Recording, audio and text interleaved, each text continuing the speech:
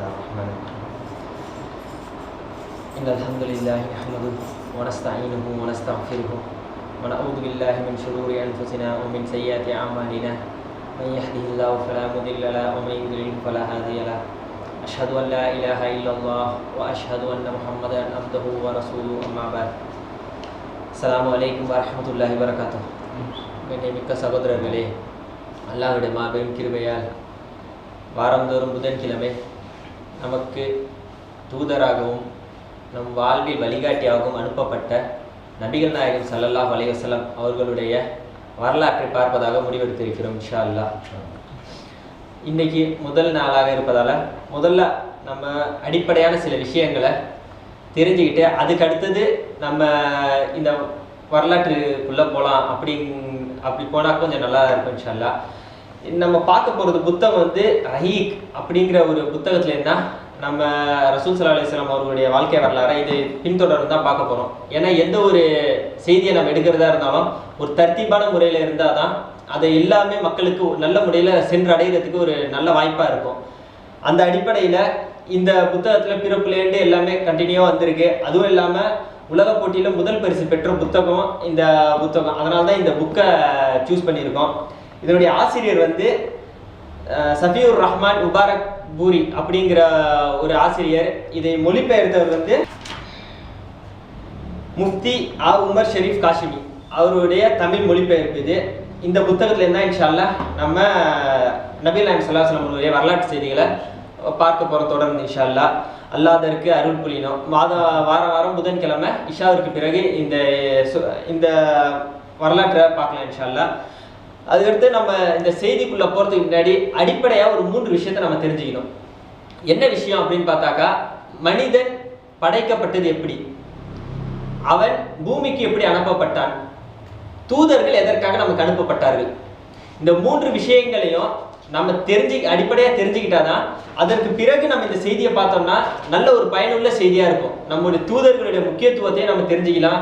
நம்ம நபிகள் நாயகம் ஸல்லல்லாஹு அலைஹி வஸல்லம் அவர்களை பற்றிய செய்திகளை நம்ம தெரிகிறதுக்கு ஒரு ஆர்வத்தை ஏற்படுத்தும். எப்போவுமே நம்ம சும்மா ஒரு வரலாற்று செய்தி எடுக்கிறோம்னாக்கா, யாருடைய வரலாற்று செய்தியாக இருக்கட்டுமே, அது வந்து அவர்கள் நமக்காக என்ன செஞ்சுருக்காங்க, அவர்கள் நமக்காக என்ன பாடுபட்டிருக்காங்க, அவர்களுக்கு நமக்கு இடையே உள்ள தொடர்பு என்ன, அவர்கள் நம்ம காட்டிய பங்கு என்ன, இப்படிலாம் தெரிஞ்சாதான் நமக்கு அவர்களுடைய வரலாற்று செய்தியை படிக்க தோணும், ஒரு ஆர்வம் ஏற்படும். அது இல்லாமல் வெறுமனையே சும்மா இவருடைய வரலாறு படிங்க, இப்போ சச்சின் டெண்டுல்கர் வரலாறு படிங்கன்னாக்கா அவரை பற்றி கிரிக்கெட்டில் எந்த ஒரு நாட்டமும் இல்லாத ஒரு ஆள்கிட்ட போய் நீங்கள் சச்சின் டெண்டுல்கர் வரலாற்றை படிங்க அப்படின்னு சொன்னாக்கா அவர் அது போய் முக்கியத்துவமே எடுத்துக்க மாட்டார். அவர் வரலாற்று நியாயமாக படிக்கணும், அவர் எனக்காக என்ன பண்ணார், அவருக்கு எனக்கு என்ன சம்மந்தம், நான் விளையாட போகிறதும் இல்லை, அவரை பற்றி தெரிஞ்சுக்கிட்டு எந்த பிரோஜனமும் எனக்கு இல்லை அப்படின்னு சொல்லி புறக்கணிச்சிருவாங்க. ஆனால் அதுவே விளையாட்டில் ஆர்வமுடையவர், எப்போவுமே விளையாட்டின் கிரிக்கெட்லேயே மூழ்கி கிடக்கிறவர்கிட்ட போய் சச்சின் டெண்டுல்கரோட வரலாற்று செய்தின்னு சொல்லி ஒரு புத்தகத்தை போய் கொடுத்தோம்னாக்கா ஆர்வத்தோடு வாங்கி படிப்பார். என்ன காரணம் அப்படின்னு பார்த்தாக்கா அவருக்கு அதில் இருக்கிற ஆர்வம், அதுதான் அவரை படிக்கிறதுக்கு தூண்டுது. அதே போன்று நம்ம எந்த ஒரு வரலாற்றை படிக்கிறதா இருந்தால், இதுவும் நபிகள் நாயகம் ஸல்லல்லாஹு அலைஹி வஸல்லம் அவர்கள் எடுத்தாக்கா நமக்கு வழிகாட்டி அனுப்பப்பட்டவர். நம்முடைய வாழ்க்கைக்கு எப்படி வாழ வேண்டும், எப்படி தங்களுடைய வாழ்க்கை முறைகள்லாம் அமைச்சு கொள்ளணும்னு அல்லாஹ் புறத்திலிருந்து நமக்கு அனுப்பப்பட்ட வழிகாட்டி. அவருடைய வரலாற்றை தெரிஞ்சுக்கணும்னாக்கா அவரை பற்றி முதல்ல நம்ம தெரிஞ்சுக்கணும். அவரை பற்றிய செய்திகள், அவர் நமக்காக என்ன செஞ்சிருக்காரு, அவர் நம்ம பார்க்காமலே நம்ம மீது எவ்வளவு முகப்பத்துடையவராக இருந்தாரு, நமக்காக எந்த அளவிற்கு எந்நேரமும் யா உம்மத்தி என்னுடைய சமூகம், அதாவது நம்மளை தான் எப்பவுமே நம்மை பற்றி ஒரு சிந்தனையோட வாழ்ந்த ஒரு மனிதர். அவரை பற்றி தெரிஞ்சுக்கும் போது அவருடைய செய்திகளை முதல்ல இவர் நமக்காக வாழ்ந்தவர், நமக்காக அனைத்தையும் தியாகம் பண்ணவர், நம்ம கிட்ட மார்க்கத்தை வந்து சேர்க்கணும் அப்படிங்கிறதுக்காக ரொம்ப கஷ்டப்பட்டவர், அவர் மூலியமா தான் இவ்வளவு தூரம் அல்லாஹ் தஆலா இந்த மார்க்கத்தை சிறப்பிடிச்சு வச்சிருக்கான் அப்படிங்கிற செய்திகளை சேர்த்து தெரிஞ்சுக்கிட்டாதான் அந்த வரலாற்று செய்தியை பார்க்கும்போது ஒரு ஆர்வம் நமக்கு ஏற்படும். அந்த அடிப்படையில் முதல்ல மனிதன் படைக்கப்பட்ட விஷயத்தை பார்க்கணும். அல்லாஹ் தஆலா தன்னுடைய திருமறையில 23வது அத்தியாயத்துல 12வது வசனத்துல சொல்லி காட்டுறான், லகத் ஹலக்னல் இன்சான மின் சல்சாலின் மினத் தீன். அல்லாஹ் தஆலா சொல்றான், இந்த உலகத்தின் ஆதி மனிதரான ஆதம் அலைஹிஸ்ஸலாம் நமக்கு எல்லாருக்கும் தெரிஞ்ச வரலாறு தான் இந்த வரலாறு. இருந்தாலும் அதனால கொஞ்சம் இந்த வரலாறை ரொம்ப நீட்டி போகாம கொஞ்சம் சுருக்கமா சொல்லி முடிச்சிடலாம் அப்படின்னு நினைக்கிறேன். ஏன்னா பெரும்பாலும் பல இடங்கள்ல நம்ம கேட்ட வரலாறு தான் நம்ம ஆதம் அலைஹிஸ்ஸலாம் அவருடைய வரலாறும். அதனால கொஞ்சம் சுருக்கமா முடிச்சிக்கலாம் அப்படிங்கிறதுக்காக இந்த இதை கொஞ்சம் வேகமா போயிடுவேன் இன்ஷா அல்லாஹ். ரசூல் அல்லாஹ் தஆலா சொல்றான், உங்களுடைய ஆதி மனிதரை ஆதம் அலைஹிஸ்ஸலாம் அவர்களை மண்ணில் இருந்து படைத்தேன். மண்ணில் இருந்து படைத்து அதுக்கடுத்து அல்லாஹ் தஆலா மலக்குமார்களை கட்டளையிட்டான். என்ன கட்டளை? வைசுகுல்னா லில் மலாயிகத்தி இஸ்ஜுது லி ஆதம ஃபஸஜது. மலக்குமார்களை பற்றி அல்லாஹ் தஆலா சொல்றான் 18வது அத்தியாயத்துல 50வது வசனம். மலக்குமார்களுக்கு கட்டளை இடுகிறான் ஆதம் அலைஹிஸ்ஸலாமுக்கு சுஜூது செய்யுங்க. நம்முடைய ஆதி தந்தையான ஆதம் அலைஹிஸ்ஸலாம் அவர்களுக்கு சுஜூது செய்வார் அல்லாஹ் தஆலா கட்டளையிடுறான். ஆனா ஷைத்தான் மட்டும் நிராகரிச்சிடுறான். இல்லா இப்லீஸ கான மினல் ஜின். ஷைத்தானை தவிர, அதாவது இப்லீஸை தவிர வேறு அனைவரும் சுஜூத் செய்தார்கள். ஷைத்தான் நிராகரித்து விட்டான். அல்லாஹ் தஆலாவுடைய கட்டளை நிராகரிச்சிட்டான். அதற்கு பிறகு அல்லாஹ் தஆலா ஆதம் அலைஹிஸ்ஸலாம் ஹவ்வா அம்மையார் அவர்களையும் சொர்க்கத்தின் பக்கம் கொண்டு போறான். சொர்க்கத்துல குடிபெயர்க்கிறான். அதற்கு பிறகு அனைத்தையும் ஹலாலாக்கிட்டு ஒரே ஒரு மரத்தை மட்டும் அதன் பக்கம் மட்டும் நெருங்காதீங்கன்னு ஆதம் அலைஹிஸ்ஸலாம் அவர்களுக்கு அல்லாஹ் தஆலா கட்டளை இடுகிறான். அதற்கோடு சேர்த்து சொல்றான், ஷைத்தான் உங்களுக்கு பகிரங்கமான எதிரி, அவங்கள வழிக்கு எடுத்துருவான், அவங்ககிட்ட பார்த்து இருந்துக்கணும் அப்படின்னு சொல்லி செய்தி அல்லாஹ் தஆலா சேர்த்து சொல்றான். அப்படி இருந்தும் ஆதம் அலைஹிஸ்ஸலாம் அவர்களை ஷைத்தான் வழிகெடுத்து விட்டான். அந்த மரத்தின் பக்கம் நெருங்க வைத்தான். அது அவங்க இருந்த நிலையை விட்டு வெளியேற வைத்தான். அல்லாஹ் தஆலா உடனே என்ன பண்ணா, நீங்கள் அனைவரும் இங்கிருந்து இறங்கி விடுங்கள். ஃபைம்மா யாத்தி அன்னி ஹுதன் ஃபமன் தபிய ஹுதாய ஃபமா ஹவுஃபுன் அலைஹிம் வலா ஹும் யஹ்சனூன். நீங்கள் அனைவரும் இந்த இடத்தை விட்டு இறங்கிடுங்க. நான் என் புறத்தில் இருந்து உங்களுக்கு நேர்வழி வரும். அல்லாஹ்வுடைய புறத்தில் இருந்து நமக்கு நேர்வழி வரும். அதை யார் பின்பற்றுகிறாரோ அவர்களுக்கு கவலை இல்லை, பயம் இல்லை, கவலைப்பட மாட்டார்கள் அப்படின்னு சொல்லி அல்லாஹ் தஆலா சொல்லி காட்டுறான். இறங்கும் போதே அல்லாஹ் தஆலா பூமிக்கு இறக்கும் போதே ஆதம் அலைஹிஸ்ஸலாம் அவர்களை பூமிக்கு இறக்கும் போதே கட்டளையிடுறான். என்னென்ன, என் புறத்துல உனக்கு உலகத்துக்கு நீ எப்படி வாழணும், எப்படி உன்னை வாழ்க்கை முறையை அமைச்சிக்கணும் அப்படிங்கிற நேர்வழி என் புறத்துல இருந்து தான் வரும். உன் இஷ்டத்துக்கு நீ எப்படி விரும்பினாலும் வாழணுங்கிற வாழ்க்கை இது கிடையாது அப்படிங்கிற கட்டளைய ஆதம் அலைஹிஸ்ஸலாம் அவர்களுக்கு அல்லாஹ் தஆலா கொடுக்குறான். யாரு?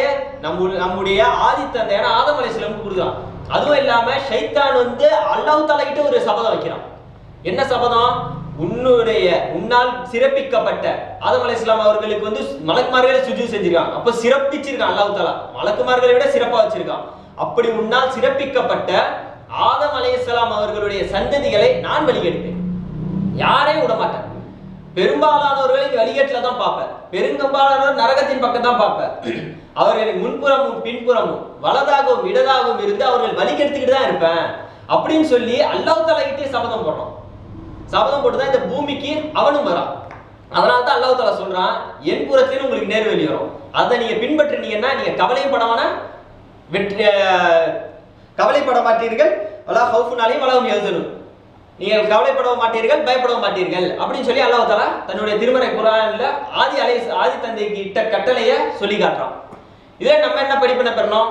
நமக்கு அல்லாஹ் தஆலா கொடுத்த கட்டளைகள் தான் நம்ம பின்பற்றணும். அதற்காகத்தான் அல்லாஹ் தஆலா இந்த பூமிக்கு நம்மளை அனுப்பியிருக்கான். நம்முடைய ஆதி தந்தை அனுப்பியிருக்கான்னா அவருடைய வம்சாவளியில நமக்கும் இதே கட்டளை தான். நம்ம இஷ்டத்துக்கு வாழ முடியாது. அல்லாஹ் தஆலா எப்படி நம்ம வாழ சொல்லியிருக்கானோ அந்த முறைப்படி தான் நம்ம வாழணும். அதுதான் அல்லாஹ் தஆலா நமக்கிட்ட கட்டளை.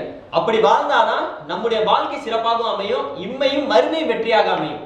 அது இல்லாம நம்ம தான் தோன்றித்தனமாக எந்த ஒரு கவலை, எந்த ஒரு சிந்தனையும் இல்லாம ஹலால் ஹராம பேணாம அல்லாஹ் எதை தடுத்தானோ அதை தவிர்த்து கொள்ளாம எதை அல்லாஹ் தஆலா ஏவுனானோ அதன் பக்கம் செல்லாம நம்ம இருந்தோம்னாக்கா அது நம்முடைய வாழ்வின் நஷ்டத்தை தான் ஏற்படுத்தும். ஏன்னா அல்லாஹ் தஆலா ஆரம்ப மனிதருக்கு சொல்லி தர கட்டளை தான் நம்ம அனைவருக்கும். சரி, அல்லாஹ் தஆலா சொல்லிட்டோம், அல்லாஹ்வின் புறத்தில் இருந்து நேர்வழி வரும். மனிதன் எப்படி படைக்கப்பட்டான்னு தெரிஞ்சுக்கிட்டோம், மனிதன் பூமிக்கு வந்தான்னு தெரிஞ்சுக்கிட்டோம், ஆதம் அலைஹிஸ்ஸலாம் எப்படி பூமிக்கு வந்தாங்க அப்படிங்கிறதையும் தெரிஞ்சுக்கிட்டோம். அல்லாஹ்வின் புறத்திலிருந்து நேர்வழி வரும்னு சொல்றான் அல்லாஹ் தஆலா. எப்படி வரும்? அதற்காக அல்லாஹ் தஆலா ஏற்படுத்திய இந்த வழிமுறை தான் நபிமார்களை அனுப்புதல் என்பது. நபிமார்களை அல்லாஹ் தஆலா தேர்ந்தெடுத்து அனுப்புனதுக்கு காரணம் நம்மளை நேர்வழிப்படுத்துவதற்காக அனுப்பப்பட்டவர்கள் தான் நபிமார்கள். அவர்கள் இறைவன் புறத்தில் இருந்து செய்திகளை வாங்கி எது நல்லது, எது கெட்டது, எது செய்யணும், எது செய்யக்கூடாது, எது ஹலால், எது ஹராம், எது அல்லாஹ்வின் புறத்தில் விருப்பத்தை ஏற்படுத்தும், எது வெறுப்பை ஏற்படுத்தும் ஆகிய செய்திகள் எல்லாம் நமக்கிடையே எடுத்து சொல்வதற்காக அல்லாஹ் புறத்தில் இருந்து அனுப்பப்பட்டவர்கள் தான் நபிமார்கள். ஆதம் அலைஹிஸ்ஸலாம் அவர்கள் பிறந்த அந்த அப்போ ஆதம் அலைஹிஸ்ஸலாம் நேரத்துல ஆதம் அலைஹிஸ்ஸலாம் தான் நபி. அவர் பூமிக்கு அனுப்பப்பட்டிலிருந்து அவர் மரணிக்கும் வரை அவர் தான் நபியாக இருந்தார். அவர் நபியா இருந்து மக்கள் எல்லாரையும் நேர்வழிப்படுத்த, தன்னுடைய பிள்ளைகள் தானே எல்லாரையும் நேர்வழிப்படுத்துறது, இது ஹலால் இது ஹராம், அந்த காலத்துல எந்தெந்த சட்டமோ அல்லாஹ் அந்த காலத்தை எதை சட்டமாக ஆக்கி இருந்தானோ அந்த சட்டத்தை அமல்படுத்தி கொண்டிருந்தார்கள். அந்த சட்டத்தை அமல்படுத்தி கொண்டிருக்கும் பொழுது நபி ஆதம் அலைஹிஸ்ஸலாம் அவர்கள் மரணம் வந்து விட்டது. ஆதம் அலைஹிஸ்ஸலாம் மரணித்ததற்கு பிறகு மக்கள் அப்படியே அதே வழியில போயிட்டு இருக்கும்போது ஒரு காலகட்டம் போ போ போ போ என்ன ஆகும், எல்லாத்தையும் இருக்கிறது தானே. இப்ப நல்லடியார்கள் நம்ம சொல்லி அடக்கம் பண்ணி வச்சிருக்கோமே, அவங்களெல்லாம் ஆரம்பத்துல நம்ம என்ன அவுலியான்னு சொல்லி போயிட்டு இருந்தோம். ஒரு நல்லடியார், அவரு நல்ல மனுஷன் அப்படிங்கிற ஒரு நம்பிக்கையில தான் அவர்கிட்ட அவரை பாசம் வச்சோம், அவர்கிட்ட நேசம் வச்சோம், எல்லாம் செஞ்சது. அப்பதான் அவர் மரணிச்சதுக்கு அப்புறம் அவருக்குன்னு தரகா கட்டப்பட்டுச்சு. அவர்கிட்ட போய் ஜியாரத், அவர் என்ன சொல்லியிருப்பாரு, அவர் நல்லடியாரா இருந்திருந்தாக்கா அல்லாஹ் கிட்ட தான் கேட்கணும், அல்லாஹ் கிட்ட தான் எதுவா இருந்தாலும் பார்க்கணும், அல்லாஹ் தாலா புறத்தில் இருந்தா நன்மையோ தீமையோ எதுவாக இருந்தாலும் அல்லாஹ் இறைவன் புறத்துல இருந்தான் வருது, அந்த பிரச்சாரத்தை தான் அவங்க செஞ்சிருப்பாரு. அப்படி இருந்தும் மக்கள் என்ன பண்ணாங்க, காலப்போக்குல அவருக்குன்னு ஒரு தரகா கட்டி அவர் இடத்துல கையேந்தக்கூடிய நிலை ஏற்பட்டுச்சு. இந்த மாதிரி ஆதம் அலைஹிஸ்ஸலாம் அவர்கள் தன்னுடைய பிரச்சாரத்தை செஞ்சுட்டு இருந்தாங்க. மரணிச்சதுக்கு அப்புறம் மீண்டும் மக்கள் வெளியேட்டின் பக்கம் நோக்கி கொஞ்சம் கொஞ்சமா போக ஆரம்பிச்சோன்னா அல்லாஹ் தஆலா மறுபடியும் ஒரு தூதர் அனுப்புறான். அல்லாஹ் தஆலா அதையே சொல்லும்போது எப்படி சொல்றான்னாக்கா, தூதர்களை உங்கள் நான் நாடி வரை உங்களிடத்திலே தான் தூதர் அனுப்புவேன். தூதர் உங்க புறத்துல இருந்து உங்களை மாதிரி ஒரு மனிதராக அப்படிதான் வருவார் தூதர். அல்லாஹ் தஆலா சொல்லுவாங்க. சில பேர் என்ன பண்றாங்கன்னா, மக்கத்து காஃபிர்கள் சொல்லும்போது என்ன சொல்றாங்க, ஏன் மனிதன் அனுப்புனான்ல, ஒரு மலக்கு அனுப்பியிருக்கலாம்ல. மலக்கு அனுப்புனாக்கா அவரை பார்த்துருப்போம், அவரை பார்த்து நம்ம கத்துருப்போம், இறைவன் புறத்துல தான் வந்திருக்காருன்னு சொல்லி தெரிஞ்சிருப்போம். தெரிஞ்சுக்கிட்டு நம்ம நேர்வழிப்படுறதுக்கு கொஞ்சம் ஈஸியா சுலபமா இருக்குமே அப்படின்னு சொல்லி அல்லாஹ் தஆலா கேட்கும்போது அல்லாஹ் தஆலா தன்னுடைய திருமறையில சொல்றான். 6வது அத்தியாயத்துல 9வது வசனத்துல, மலக்கு அனுப்புறதா இருந்தாலும், மலக்க இந்த பூமிக்கு அல்லாஹ் தஆலா அனுப்புறதாக இருந்தாலும் மனித ரூபத்துல மாத்தி தான் அனுப்புவாங்க. ஏன்னா ஒரு மனிதன் எப்படி வாழணும்னு ஒரு மனிதனால தான் சொல்ல முடியும். மலக்குமார்கள் சாப்பிட மாட்டாங்க, மலக்குமார்களுக்கு சுய தேவைகள் கிடையாது, தூக்கம் கிடையாது, எந்நேரமா இறைவனுடைய நினைப்பு தான், வணக்கக்கூடியவர்களா தான் இருப்பாங்க. அவர் அனுப்பி இருந்தா அவங்க அல்லாஹ் தஆலா அந்த நேரத்துல என்ன சொல்லுவோம், எல்லாம் அவர் மலக்குப்பா, அவர் எல்லாத்தையும் செய்வாரு, அவரால் முடியும், அவருக்கு கவலை இல்லை, எந்த பிரச்சனையும் இல்லை, அவருக்கு சோர்வு இல்லை, அவரு உடல் பலம் உடையவர், எந்நேரமும் தொழுவக்கூடியவரா இருப்பாரு, நோன்பு வைப்பாரு, எல்லாம் செய்வாரு. அப்படிங்கிற ஒரு மறுமையில வந்து மனிதன் அல்லாஹ் தஆலா கிட்ட வாதிட கூடாதுங்கிறதுக்காக அல்லாஹ் தஆலா ஏற்படுத்திய அமைப்பு தான் இந்த மனிதர்களை அனுப்புறதுங்கிறது. அதனால தான் அல்லாஹ் தஆலா சொல்லுது, மலக்கு அனுப்புறதா இருந்தால் மனிதர் ரூபத்துல தான் அனுப்பும். மனிதராக அவர் மாத்தி, அவருக்கு பசி இருக்கும், மனிதனுக்கு என்னென்ன தேவைகள் இருக்குமோ எல்லாமே அவர்கிட்ட இருக்கும். அப்பதான் மனிதனுக்கு வழிகாட்டி. மனிதன் எப்படி சாப்பிடணும் முதல் தன்னுடைய சுய தேவை முதற்கொண்டு எப்படி நிறைவேற்றணும் ரசூல் ஸல்லல்லாஹு சொல்லி தந்தாங்க இல்லையா? அதெல்லாம் சொல்லி தரணும்னாக்கா அவர் செஞ்சு காட்டாதான் முடியும். மலக்குமார்களுக்கு சுய தேவைகள் இல்லையே எதுவுமே. அப்படி இருக்கும்போது அவங்க எப்படி நமக்கு வழிகாட்ட முடியும்? அதனாலதான் அல்லாஹ் தஆலா மனிதராக மாத்தி தான் அனுப்பும், அவர் அனுப்புறதா இருந்தோம். அந்த மாதிரி ஒவ்வொரு சமூகத்திற்கும் அல்லாஹ் தஆலா அனுப்பியிருக்கான் நபிமார்களை. எப்பெல்லாம் சமூகம் வழிகேட்டின் பக்கம் போதோ, எப்பெல்லாம் சமூக மக்கள் வழிகேட்டை நோக்கியும் ஹராமானதை நோக்கியும் தவறான செயல்களை நோக்கியும் போயிட்டு இருக்காங்களோ அதெல்லாம் சீர்திருத்தணும். அந்தந்த நேரத்தில் அந்தந்த நபிமார்கள். சில இது மூசா அலைஹிஸ்ஸலாம் அவர்களுடைய காலத்துல ஒரே சமுதாயத்தில் 2 நபிமார்கள், மூசா அலைஹிஸ்ஸலாம், ஹாரூன் அலைஹிஸ்ஸலாம், 2 பேரும் நபிமார்கள். இந்த மாதிரி அல்லாஹ் தஆலா தொடர்ந்து இஸ்ராயல் சமூகத்திற்கு தொடர்ந்து நபிமார்கள் அனுப்பினான். எந்த அளவுக்குன்னா, ஒரு நபிமார் மறைச்சிட்டாருன்னா உடனே அவங்க வழிகேட்டின் பக்கம் போயிடுவாங்க, அடுத்த உடனே நபி, அடுத்து உடனே நபி. இந்த மாதிரி தொடர்ந்து நபிமார்கள் அனுப்பினான் அல்லாஹ் தஆலா இஸ்ரேலுடைய சமூகத்திற்கு. அதுவும் இல்லாம இன்னும் சொல்ல போனா எந்த அளவுக்குன்னா, அல்லாஹ் தஆலா மூசா அலைஹிஸ்ஸலாம் அவர்களுக்கு வேதத்தை கொடுக்கறதுக்காக வாக்களிச்சு அல்லாஹ் தஆலா நோக்கி அவங்க போனதுக்கு அப்புறம் 40 நாட்கள் வாக்களிச்சதுக்கு அப்புறம் அவங்க என்ன பண்ணாங்க, ஒரு காளை மாட்டையை வணங்க ஆரம்பிச்சிட்டாங்க. யார் இருக்கும்போது? ஹாரூன் அலைஹிஸ்ஸலாம் பூமியில இருக்கும்போது காளை மாட்டை வணங்க ஆரம்பிச்சிட்டாங்க. மூசா அலைஹி கோபப்படுறாங்க. வந்ததுக்கு அப்புறம் ஹாரூன் அலைஹிஸ்ஸலாம் அவர்களுடைய தாடியை பிடிச்சி, ஏன் இப்படி ஆயிட்டாங்களே, நீங்க தடுக்கலையே அப்படின்னு சொல்லி கோபப்படுறாங்க. அந்த அளவுக்கு ஒரு மோசமான சமூகமா இருந்தாங்க அவங்க. அதனால அவர்களுக்கு எல்லாம் தொடர்ந்து நபிமார்கள் இந்த மாதிரி எப்பெல்லாம் பாவங்கள் ஏற்படும், லூத் அலைஹிஸ்ஸலாம் அவர்கள் இந்த மாதிரி தொடர்ந்து அல்லாஹ் தஆலா அனுப்பிக்கிட்டே இருந்தான். அது நபிமார்களுடைய கணக்கு சொன்னாக்கா சில பேர் 1,40,000ங்கிறாங்க, சில பேர் அதுக்கு மேலங்கிறாங்க, அதுக்கு குறையிறாங்க. ஆனா ஆதாரப்பூர்வமான செய்தியா பார்த்தாக்கா எதுவுமே ஆதாரப்பூர்வமான செய்தி இல்லை. அல்லாஹ் தஆலா எத்தனை அனுப்புனாங்கிறது அவனுக்கு தான் தெரியும். ஆனா நபிமார்கள் தொடர்ந்து வந்துட்டு இருந்தாங்க. எப்பெல்லாம் சமூகம் வழிகேட்டின் பக்கம் நோக்கி போயிட்டு இருந்துச்சோ அப்பெல்லாம் அவர்களை சீர்திருத்த வேண்டும், அவர்கள் நேர்வழி செலுத்த வேண்டும் அப்படிங்கிற நோக்கத்தை நபிமார்கள் அல்லாஹ் தஆலா தொடர்ந்து அனுப்பிட்டே இருந்தான். அப்படி அனுப்பப்பட்டவர் தான் நம்முடைய உயிரிலும் மேலான நபிகள் நாயகம் ஸல்லல்லாஹு அலைஹி வஸல்லம் அவர்கள். மற்ற நபிமார்கள் எல்லாம் அல்லாஹ் தஆலா எப்படி எதுக்காகனா ஒவ்வொரு சமூகத்திற்காக மட்டும் தான் அனுப்பியிருக்கான். ஆனா நம்முடைய நபிகள் நாயகம் ஸல்லல்லாஹு அலைஹி வஸல்லம் அவர்களை பத்தி அல்லாஹ் தஆலா சொல்லும்போது 21வது அத்தியாயத்துல 107வது வசனத்துல சொல்றான், ஒமா அர்சல்னாகா இல்லா ரஹ்மத்தில் ஆலமீன், ஒட்டுமொத்த அகிலத்தாருக்கும் அருட்கொடையாக அனுப்பினோம்ங்கிறான். ஒட்டுமொத்த அகிலத்தாருக்கு மற்ற நபிமார்கள் எல்லாம் அவங்கவுங்க சமூகம், இப்போ இஸ்ரேல் மக்கள்லாம் இஸ்ரேல் சமூகத்துக்கு மட்டும், அதே மாதிரி அவங்கவுங்க எந்தெந்த சமூகத்துக்கு அல்லாஹ் தஆலா அந்த நபிமார்கள் அனுப்பினானோ அந்தந்த சமூகத்தின் மக்களுக்காக மட்டும் அனுப்பப்பட்டவர்கள் அவங்க. ஆனா நபிகள் நாயகம் ஸல்லல்லாஹு அலைஹி வஸல்லம் எப்படின்னாக்கா ஒட்டுமொத்த மக்களுக்கும், உலகத்தில் உள்ள அனைத்து மக்களுக்கும் தூதராக அனுப்பப்பட்டார். அல்லாஹ் தஆலா இன்னும் திருமறையில குர்ஆன்ல ரசூல் ஸல்லல்லாஹு அலைஹி வஸல்லம் அவர்கள் சொல்லும்போது 33வது அத்தியாயத்துல 21வது வசனத்தை சொன்னான், லகத் கான லக்கும் ஃபீ ரசூலில்லாஹி உஸ்வத்துல் ஹஸனா, உங்களுடைய நபியிடத்தில் உங்களுக்கு அழகிய முன்மாதிரி இருக்கிறது. அந்த அளவிற்கு நமக்கு ரசூல் ஸல்லல்லாஹு அலைஹி வஸல்லம் எப்படி வாழ வேணும், எப்படி தன்னுடைய வாழ்க்கையை அமைச்சிக்கணும் எல்லா விஷயத்தையும் தெளிவுபடுத்தினாங்க. இது சொல்லல அப்படின்னு நிராகரிக்கிறதுக்கு எந்த செய்தியும் இல்லை. இன்னும் சொல்ல போனா ஒரு மனுஷன் காலைல எந்திரிச்சதுல இருந்து நைட்டு படுக்க போற வரைக்கும் சாப்பிட்றதா இருக்கட்டும், தண்ணி குடிக்கிறதா இருக்கட்டும், தன்னுடைய சுய தேவையை நிறைவேற்றுறதா இருக்கட்டும், திரும்ப தன்னுடைய படுக்கைக்கு போய் படுத்து தூங்கக்கூடிய முறையா இருக்கட்டும், எல்லாத்தையும் நமக்கு எல்லாவற்றையும் தெளிவாக சொன்ன நபிகள் நாயகம் ஸல்லல்லாஹு அலைஹி வஸல்லம் அவர்கள் நமக்கு எல்லாத்தையும் தெளிவுபடுத்திட்டாங்க. இதுதான் சொன்னாங்க, இது சொல்லல. எப்படி சொன்னாங்க? அவரா சொன்னாங்களா?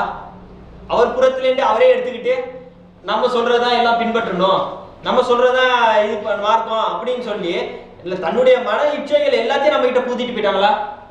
அல்லாஹ் தஆலாவின் புறத்திலிருந்து எது வந்தோ அதை சொன்னாங்க. அல்லாஹ் தஆலா எதை ஏவினாலும் அதை ஏவுனாங்க, எதை தடுத்தாலும் அதை தடுத்தாங்க. எப்படி அல்லாஹ் தஆலா எதை கட்டளையிட்டாலும் அதுதான் நமக்கு சொல்லி தந்திருக்காங்க. இப்படிதான் வாழணும், இப்படி வாழக்கூடாது, இப்படி வாழ்வது தவறு, நேர்மையா இருக்கணும், அநியாயம் பண்ணக்கூடாது ஆகிய செய்திகளை அல்லாஹ் தஆலா புறத்திலிருந்து சொன்னாங்க நமக்கு.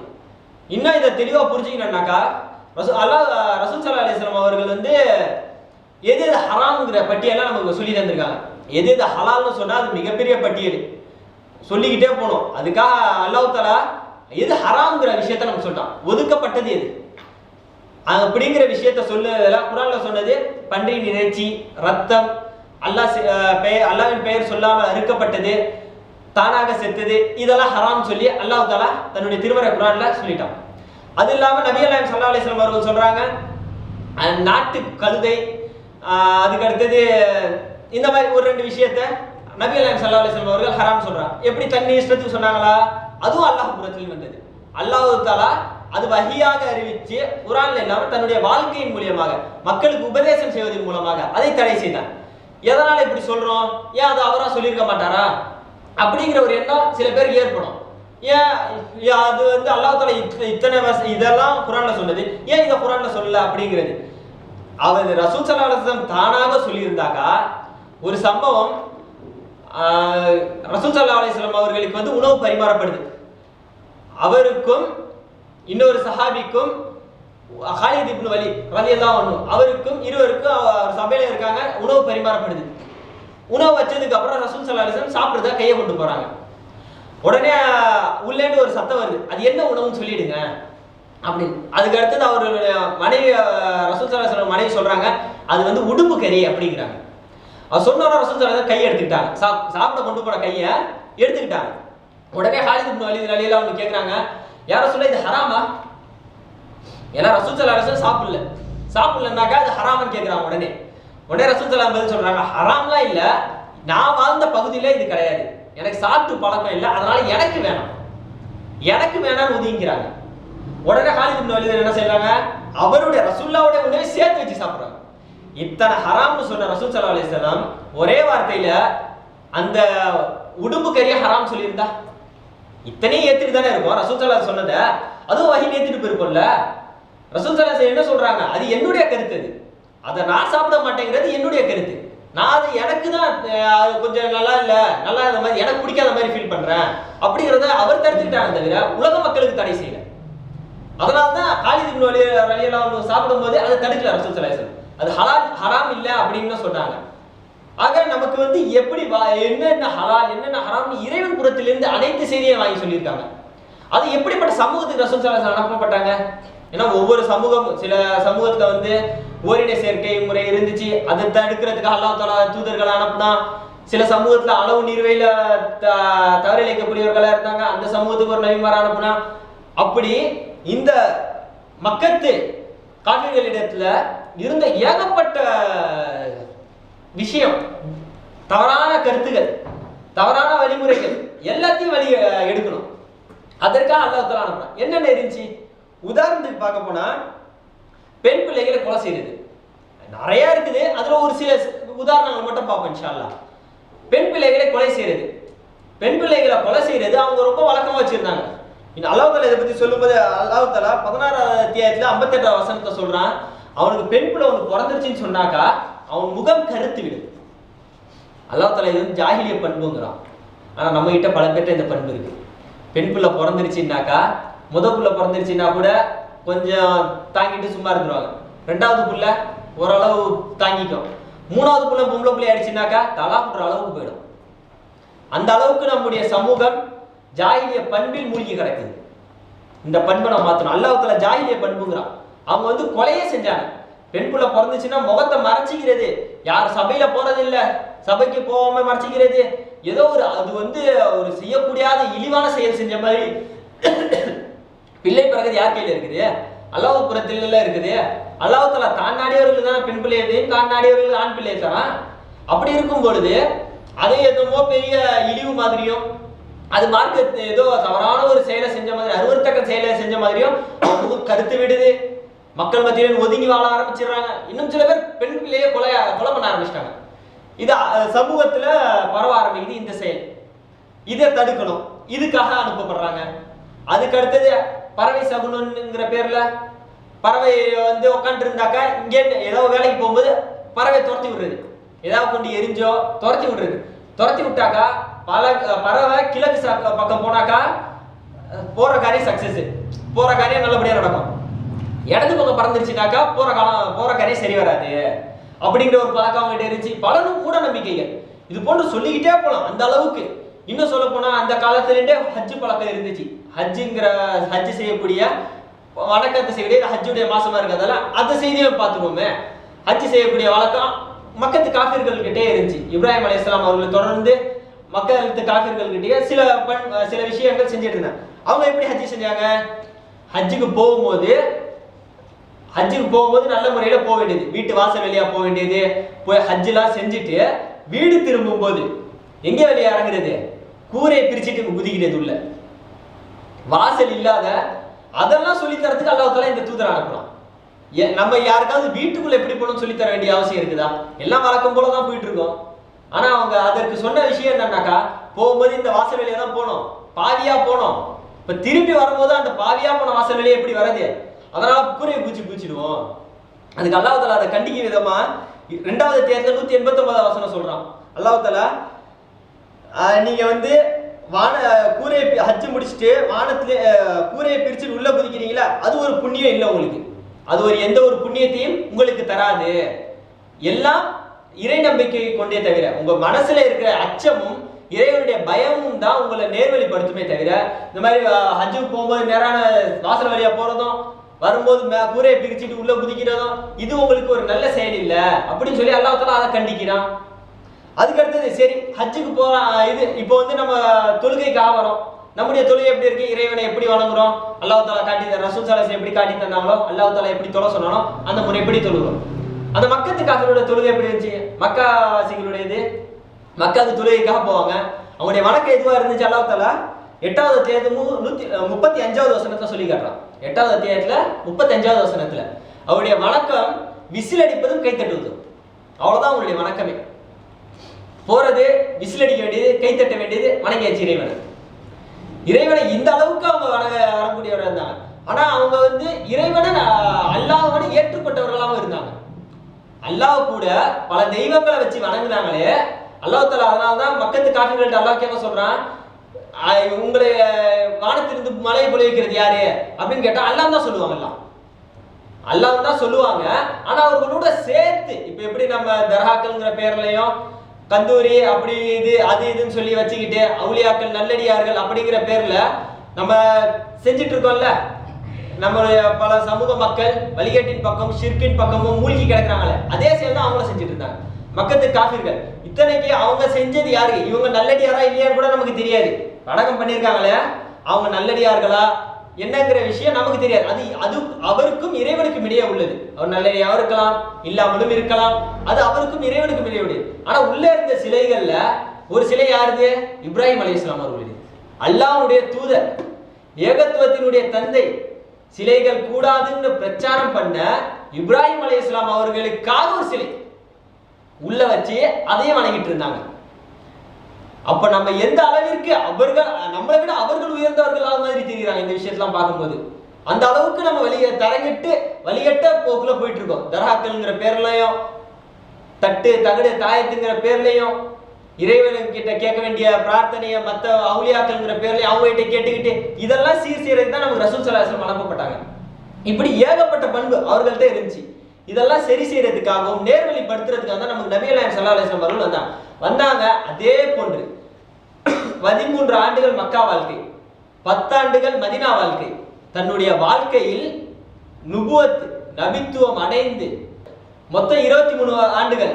23 ஆண்டுகள்ல இவ்வளவு மோசமாக இருந்த ஒரு சமூகத்தை, இன்னும் சொல்ல போனா நம்மெல்லாம் அருவருப்பாக கனவுல கூட நினைச்சு பார்க்க முடியாத ஒரு பண்பு அவங்ககிட்ட இருந்துச்சு. என்ன பண்பு? அல்லாஹ் தஆலா 2வது அத்தியாயத்துல 22ஆம் வசனத்தை சொல்றான். 4வது அத்தியாயத்துல 22வது வசனத்துல தந்தையின் மனைவிகளை மணப்பது உங்களுக்கு ஹலால் இல்லை. அப்ப என்ன பண்ணிட்டு இருந்தாங்க அவங்க? தன்னுடைய தந்தை இருக்காருனாக்கா, தன்னுடைய தாய் இறந்ததுக்கு அப்புறம் 2வது கல்யாணம் பண்றாருல்ல, அவங்க தன்னுடைய அந்த 2வது தந்தைன்னா நம்ம சித்தின்னு சொல்லுவோம். அந்த சித்திய மணக்கக்கூடிய தந்தை இறந்துட்டாருனாக்கா அந்த சித்திய மணந்து கொள்ளக்கூடிய பண்பு அந்த மக்கள்கிட்ட இருந்துச்சு. நம்ம தாயா மதிக்கக்கூடிய சிந்தனை கூட செய்யாத அப்படி ஒரு பண்பு அவங்க கிட்ட இருந்துச்சு. இதெல்லாம் முறியடிக்க வேண்டும் என்பதற்காகத்தான் அல்லாஹ் தஆலா நபி நாயகம் ஸல்லல்லாஹு அலைஹி வஸல்லம் அவர்களை தேர்ந்தெடுத்தார். உலக அகிலத்தார்களுக்கு அருட்கொடையாக அனுப்பினான்.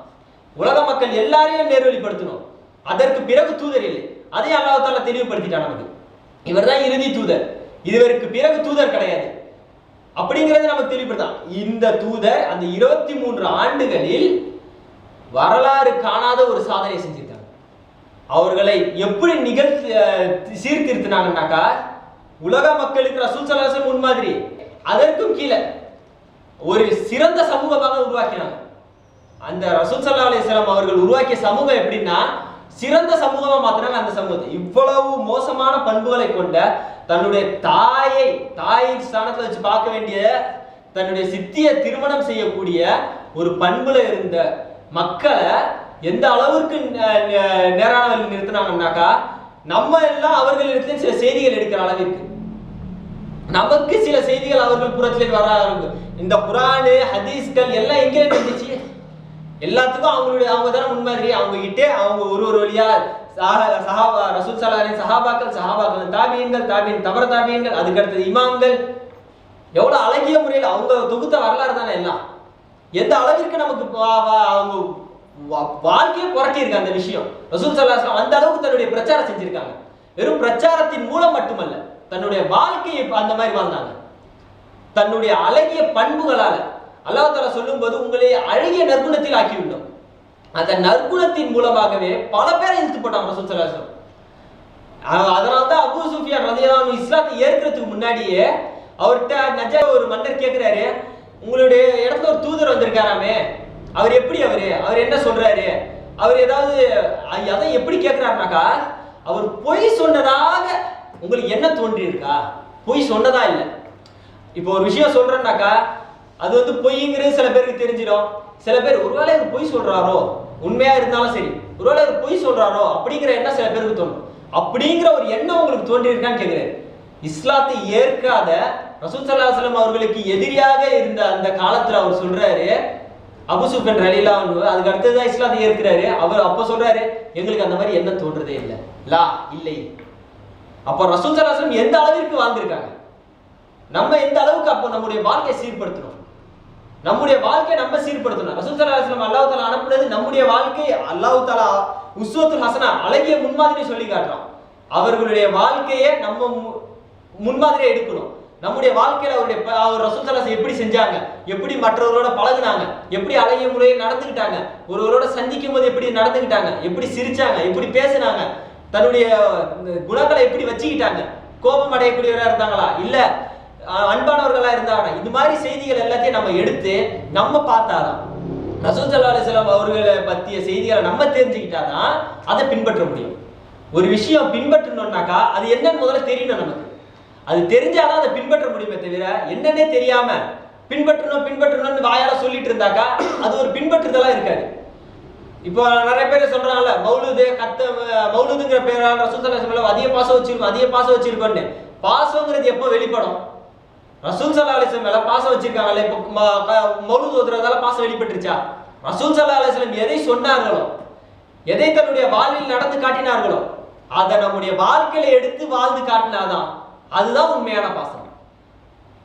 நம்ம எப்ப நம்ம தாய் தந்தையர் மேல பாசம் வைக்கிறோம், எதனால பாசம் வைக்கிறோம்?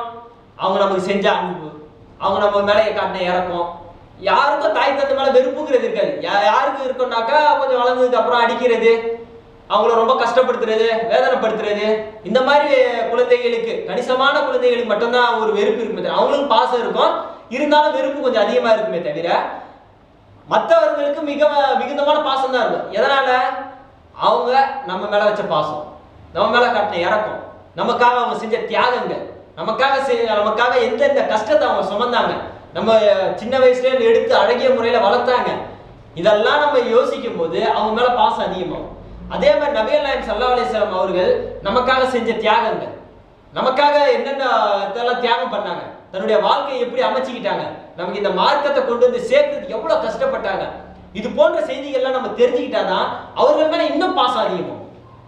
அல்லாஹ் நபி ஸல்லல்லாஹு அலைஹி வஸல்லம் சொல்றாங்க, தன்னுடைய குடும்பத்தாரை விட, தன்னுடைய உயிரையும் விட நான் எப்போது நேசத்திற்குரியவனாக ஆறனோ அப்பதான் முழுமையான ஈமானை கொண்டான் மனிதன் அப்படின்னு சொல்லி ரசூல் ஸல்லல்லாஹு அலைஹி வஸல்லம் சொல்லியிருக்காங்க. அப்ப நம்ம முழுமையா ஈமான் கொள்ளணும்னாக்கா ரசூல் ஸல்லல்லாஹு அலைஹி வஸல்லம் அவர்களை பற்றிய செய்திகள் தெரியணும். அது தெரிஞ்சாதான் அதை பின்பற்ற முடியும். அதை பின்பற்றினாதான் நம்முடைய வாழ்க்கை சிறப்பாக அமையும், இம்மையும் மறுமையும் நேர்வழி பெறும். இன்ஷா அல்லாஹ் வரக்கூடிய புதன்கிழமை வாரந்தோறும் ரசூல் ஸல்லல்லாஹு அலைஹி வஸல்லம் அவருடைய தொடர் வாழ்க்கை வரலாறு பற்றிய செய்திகளை இன்ஷா அல்லாஹ் தொடர்ந்து பார்க்க ஆரம்பிப்போம். இன்ஷா அல்லாஹ் அல்லாஹ் தஆலா அதற்கு அருள் புரிவானாக என்று கூறி எனது இந்த உரையை நிறைவு செய்கிறேன். வாஹிர் தவானா அல்ஹம்துலில்லாஹி ரப்பில் ஆலமீன். அஸ்ஸலாமு அலைக்கும் வரஹ்மத்துல்லாஹி வபரகாத்துஹு.